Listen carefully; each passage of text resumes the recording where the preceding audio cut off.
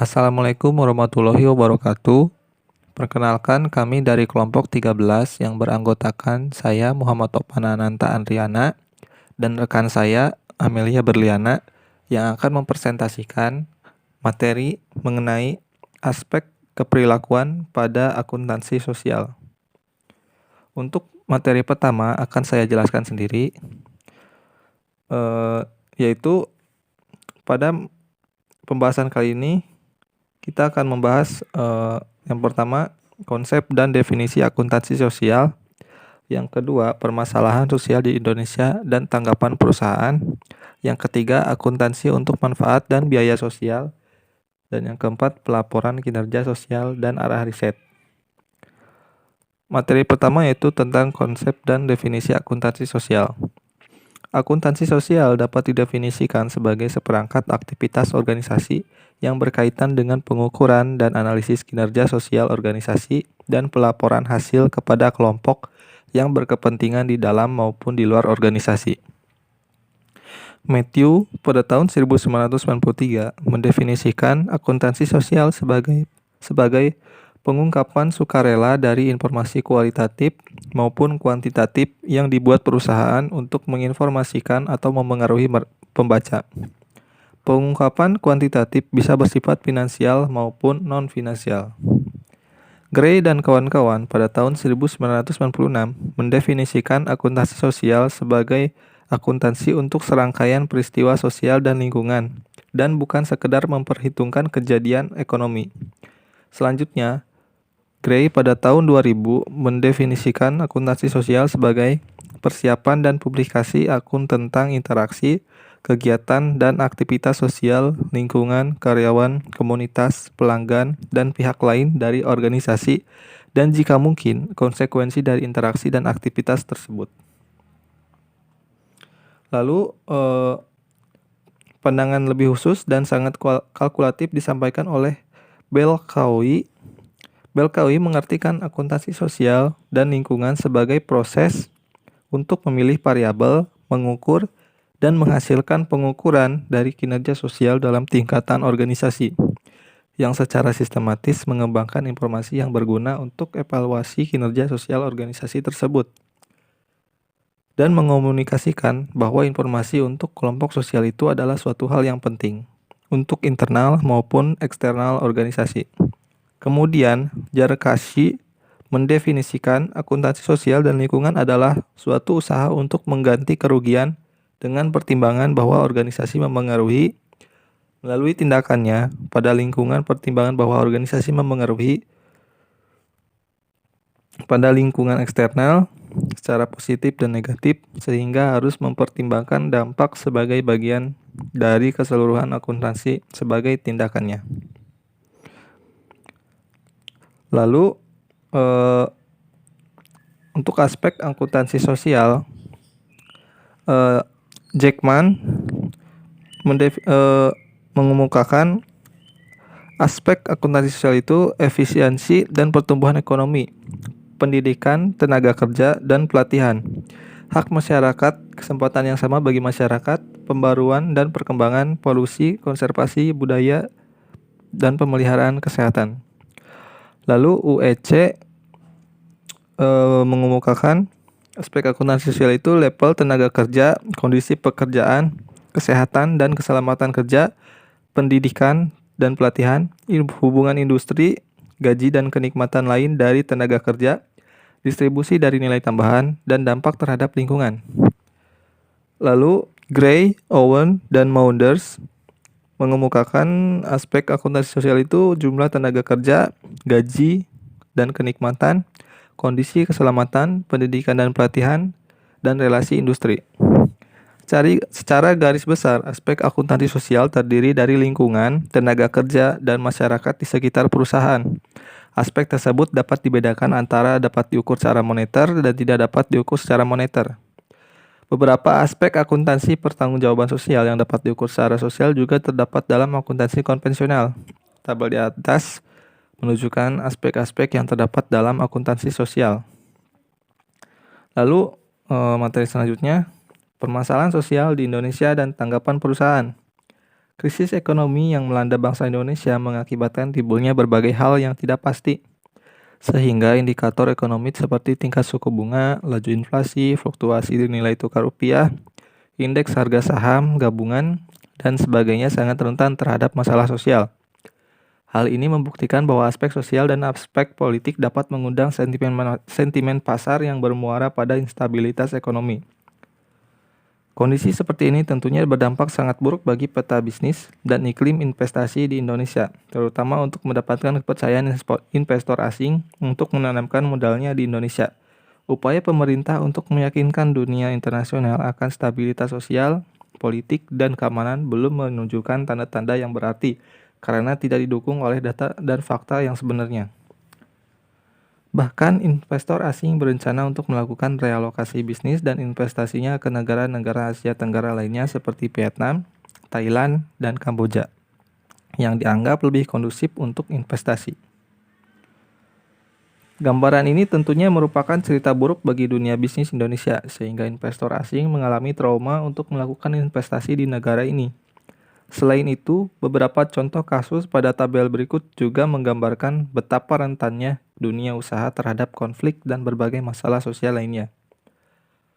Maraknya aksi demonstrasi buruh, penjarahan gudang, kerusakan gedung dan pabrik, dan penggarapan liar atas lahan milik perusahaan oleh masyarakat yang meyakini bahwa tanah dan hak-hak mereka yang dirampas oleh penguasa pada masa lalu dapat digarap kembali, semakin memperkuat fakta bahwa stabilitas sosial yang tidak kondusif, dan tentunya bermuara pada lambatnya laju pertumbuhan ekonomi, terpuruknya dunia usaha, dan tidak menentunya iklim investasi. Lalu selanjutnya di sini ada contoh permasalahan sosial pada dunia bisnis di Indonesia. Yang pertama ada contoh kasus PT Hutani Sola Lestari yang berlokasi di Provinsi Riau. Permasalahan sosialnya itu pembakaran hutan. Akibatnya Kementerian Lingkungan Hidup dan Kehutanan mengumumkan memberikan sanksi pencabutan hak pengusahaan hutan. Lalu contoh kasus yang kedua ada perusahaan langgam inti hibrida dari Provinsi Riau juga. Permasalahan sosialnya itu pembakaran hutan. Lalu akibatnya Kementerian Lingkungan Hidup dan Kehutanan mengumumkan memberikan sanksi pencabutan izin lingkungan. Yang ketiga ada PT Tempirai PLM Resource yang berlokasi di Provinsi Sumatera Selatan. Permasalahan sosialnya itu sama, pembakaran hutan. Akibatnya Kementerian Lingkungan Hidup dan Kehutanan mengumumkan memberikan sanksi pencabutan izin lingkungan. Yang keempat ada PT Waringin Agro Jaya yang berlokasi di Provinsi Sumatera Selatan. Permasalahannya sama juga pembakaran hutan. Akibatnya Kementerian Lingkungan Hidup dan Kehutanan mengumumkan memberikan sanksi pencabutan izin lingkungan. Lalu yang kelima ada PT Lapindo Brantas yang berlokasi di Provinsi Jawa Timur. Permasalahannya itu menyemburnya lumpur panas di lokasi pengeboran Lapindo Brantas di Sidoarjo, Jawa Timur sejak tanggal 29 Mei 2006. Semburan lumpur panas selama ini menyebabkan tergenangnya kawasan pemukiman, pertanian, dan perindustrian pada 3 kecamatan di sekitarnya, serta memengaruhi aktivitas perekonomian di Jawa Timur.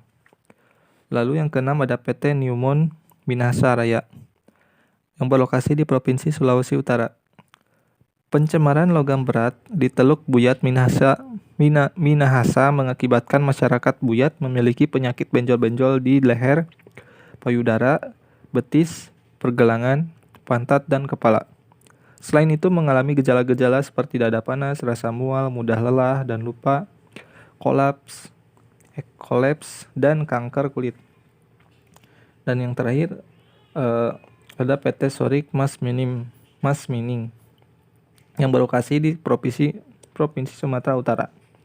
Permasalahannya itu masyarakat menolak aktivitas perusahaan tambang emas mengingat hutan yang dijadikan masyarakat sebagai sumber penghidupan diyakini rusak akibat aktivitas pertambangan. Jadi tentu ini hanya sebagiannya saja yang kita jelaskan ini. Sebenarnya masih banyak lagi perusahaan-perusahaan yang mengalami permasalahan sosial. Ya. Lalu selanjutnya, materi selanjutnya akan dijelaskan oleh rekan saya yaitu Amelia Berliana. Assalamualaikum warahmatullahi wabarakatuh. Perkenalkan, nama saya Amelia Berliana dari kelompok 13. Di sini saya akan melanjutkan presentasi yang sudah dijelaskan oleh Muhammad Topan Ananta Andriana. Saya akan menjelaskan tentang akuntansi untuk manfaat dan biaya sosial. Dasar bagi kebanyakan teori akuntansi sosial datang dari analisis yang dilakukan oleh Pigou adalah seorang ekonomi neoklasik yang memperkenalkan pemikiran mengenai biaya dan manfaat sosial ke dalam ekonomi mikro pada tahun 1920. Titik pentingnya adalah bahwa optimalitas Pareto atau titik dalam ekonomi kesejahteraan adalah mungkin untuk meningkatkan kesejahteraan seseorang tanpa mengurangi kesejahteraan orang lain. Tidak dapat dicapai selama produk sosial neto dan produk pribadi neto tidak setara. Suatu analisis yang serupa dapat dibuat dalam hal biaya. Bagi Vigo, biaya sosial terdiri atas seluruh biaya untuk menghasilkan suatu produk, tanpa mempedulikan siapa yang membayarnya. Biaya yang dibayarkan oleh produsen disebut sebagai biaya pribadi. Selisih antara biaya sosial dan biaya pribadi disebut sebagai biaya sosial yang tidak dikompensasikan dan disebabkan oleh banyak faktor. Menurut Pigou, optimalitas Pareto hanya dapat dicapai jika manfaat sosial marginal sama dengan biaya sosial marginal. Perbedaan antara Pigou dengan model ekonomi tradisional, di mana pendapat marginal setara dengan biaya marginal, berasal dari perbedaan antara manfaat sosial dan pribadi dengan biaya sosial dan pribadi. Dengan demikian, ketika akuntan mengukur manfaat pribadi atau pendapatan dan biaya pribadi atau beban, serta mengabaikan yang lainnya, maka bersikap konsisten dengan teori ekonomi tradisional. Gerakan ke arah akuntansi sosial sebagian besar terdiri dari usaha-usaha untuk memasukkan biaya sosial dan biaya sosial yang tidak terbagi ke dalam model akuntansi. Salah satu alasan utama dari lambatnya kemajuan akuntansi sosial adalah kesulitan dalam mengukur kontribusi dan kerugian. Proses tersebut terdiri atas 3 langkah. Yang pertama, menentukan apa yang menyusun biaya dan manfaat sosial. Yang kedua, mencoba untuk menguantifikasi seluruh pos yang relevan. Yang ketiga, menempatkan nilai moneter pada jumlah akhir. Cara lain untuk mengidentifikasi asal dari biaya dan manfaat sosial adalah dengan memeriksa proses distribusi dan produksi perusahaan individual, guna mengidentifikasi bagaimana kerugian dan kontribusi serta menentukan bagaimana hal itu terjadi. Jika satu bagian dari proses produksi dan industri diperiksa, mungkin ditemukan produk sampingan yang negatif diciptakan bersama-sama dengan produk yang berguna. Ketika aktivitas yang menimbulkan biaya dan manfaat sosial ditentukan dari kerugian serta kontribusi tertentu diidentifikasikan, maka dampak pada manusia dapat dihitung. Untuk mengukur suatu kerugian dibutuhkan informasi mengenai variabel-variabel utama. Yang pertama ada waktu. Beberapa peristiwa yang menghasilkan biaya sosial membutuhkan waktu beberapa tahun untuk menimbulkan suatu akibat. Dalam hal pengukuran adalah penting untuk menentukan lamanya waktu tersebut. Dampak jangka panjang sebaiknya diberikan bobot yang berbeda dengan dampak jangka pendek. Yang kedua ada dampak. Orang-orang yang dipengaruhi secara ekonomi, fisik, psikologis, dan sosial oleh berbagai kerugian. Untuk mengukur biaya sosial tersebut adalah perlu untuk mengidentifikasikan kerugian-kerugian tersebut dan menguantifikasikannya. Biaya-biaya tersebut dapat diklasifikasikan sebagai kerugian ekonomi, fisik, psikologis, ataupun sosial. Untuk kerugian ekonomi, biaya-biaya ini meliputi tagihan pengobatan dan rumah sakit yang tidak dikompensasi, hilangnya produktivitas, dan hilangnya pendapatan yang diderita oleh pekerja. Lalu ada kerugian fisik, menghitung nilai dari kehidupan atau kesehatan manusia adalah hal yang sulit untuk dilakukan, tetapi seringkali dicoba dalam analisis biaya manfaat yang tradisional. Kerugian psikologis, kerugian-kerugian ini juga sulit untuk dikuantifikasikan dan harus didiskontokan pada tingkat bunga yang sesuai. Yang terakhir, kerugian sosial. Dalam keluarga pekerja, perubahan peran dapat terjadi sebagai akibat dari penyakit tersebut. Keluarga tersebut dapat menjadi begitu trauma sehingga terjadi perpecahan. Nilai sekarang dari seluruh dampak ini bagaimanapun juga harus dihitung. Selanjutnya, pelaporan kinerja sosial dan arah riset. Pelaporan kinerja. Kerangka kerja akuntansi sosial belum secara penuh dikembangkan dan terdapat masalah pengukuran yang serius mengenai biaya dan manfaat. Meskipun demikian, sejumlah penulis telah menyarankan agar perusahaan melaporkan kinerja akuntansi sosialnya baik secara internal maupun eksternal. Pendekatan-pendekatan tersebut meliputi, yang pertama ada audit sosial. Audit sosial ini mengukur dan melaporkan dampak ekonomi, sosial, dan lingkungan dari program-program yang berorientasi sosial dan operasi perusahaan yang reguler. Audit sosial adalah serupa dengan audit keuangan dalam hal bahwa audit sosial mencoba untuk secara independen menganalisis suatu perusahaan dan menilai kinerja. Setelah audit sosial diselesaikan, perusahaan harus memutuskan apakah akan menginformasikan kepada publik atau tidak, seperti itu. Lalu yang kedua, laporan-laporan sosial. David Linowers telah mengembangkan laporan operasi sosioekonomi untuk digunakan sebagai dasar untuk melaporkan informasi akuntansi sosial. Linowers membagi laporannya ke dalam 3 kategori. Yang pertama, hubungan dengan manusia. Yang kedua, hubungan dengan lingkungan. Yang ketiga, hubungan dengan produk. Lalu yang ketiga, pengungkapan dalam laporan tahunan. Ditemukan bahwa secara umum jumlah perusahaan yang mengungkapkan informasi sosial dan jumlah pengungkapan meningkat dengan stabil. Sekitar 90% dari perusahaan yang termasuk dalam laporan tahunan bersifat sukarela dan selektif. Dapat diargumentasikan bahwa informasi tersebut memiliki nilai yang dipertanyakan dan seseorang tidak dapat menilai kinerja sosial dari perusahaan tersebut berdasarkan laporan tahunnya. Yang terakhir yaitu perkembangan luar negeri. Bentuk laporan model Eropa yang telah digunakan oleh sejumlah perusahaan adalah bentuk yang dikembangkan serta digunakan oleh Deutsche Shell, perusahaan minyak Shell di Jerman. Serupa dengan laporan dari perusahaan-perusahaan di Perancis, laporan Deutsche Shell memaknakan pada hubungan perusahaan dengan karyawannya. Akan tetapi, laporan tersebut juga diberikan informasi mengenai sejumlah bidang lain yang berurusan dengan tanggung jawab sosial perusahaan. Lalu selanjutnya ada arah riset.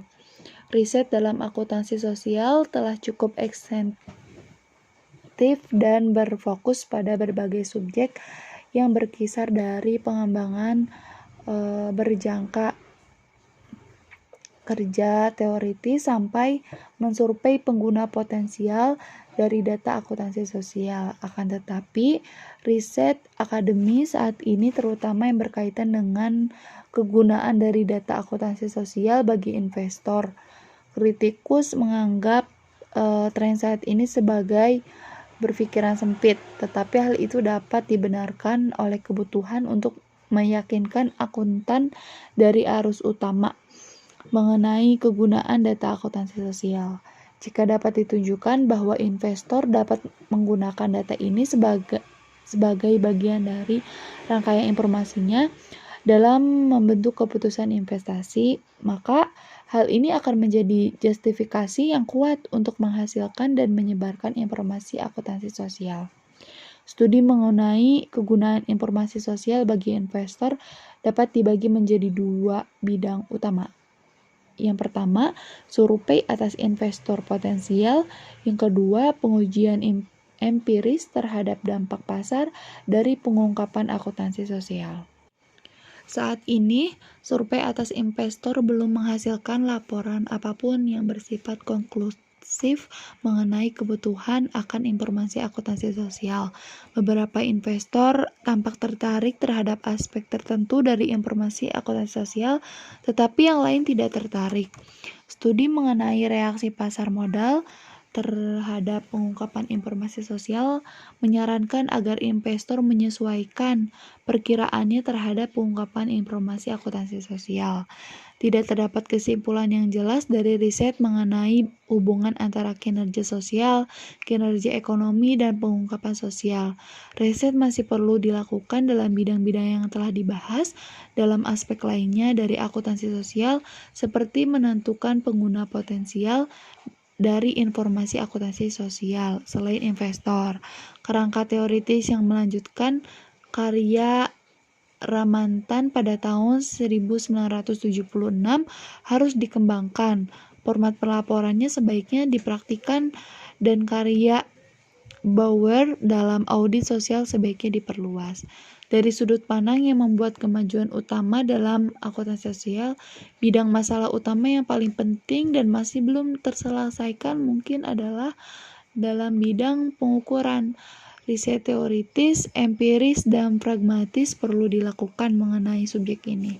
Selama orang percaya bahwa akuntansi sosial mencoba untuk menggambarkan fenomena yang sebagian besar tidak dapat diukur, maka akuntansi sosial tidak akan dianggap secara serius sebagai suatu disiplin ilmu. Demikian penjelasan yang dapat kami sampaikan. Kurang lebihnya mohon maaf. Wabillahi taufiq wal hidayah. Wassalamualaikum warahmatullahi wabarakatuh.